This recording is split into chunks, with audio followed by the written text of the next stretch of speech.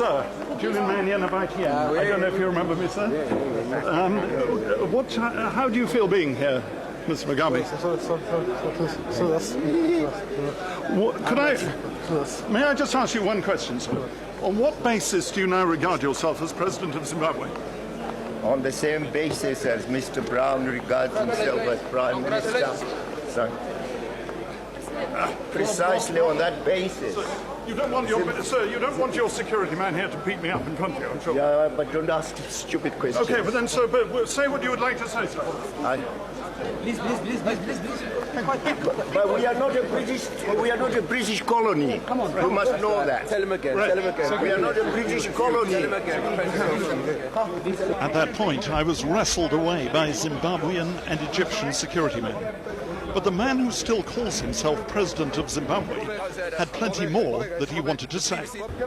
What have the British to do with Zimbabwe? Who are you? You bloody idiots. Well, the UK is trying to teach us how to run our country. Naturally, we resist that. We do not accept. We are not a British colony any longer.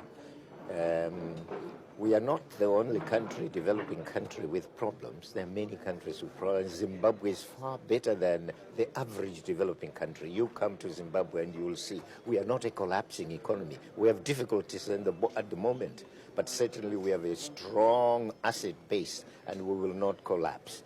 But when we have difficulties, you see, Britain has no right at all to try and suggest to the rest of the world that we are a failure. Nor have they a right to try and suggest to us what we should do. We are not an extension of Britain, we have said.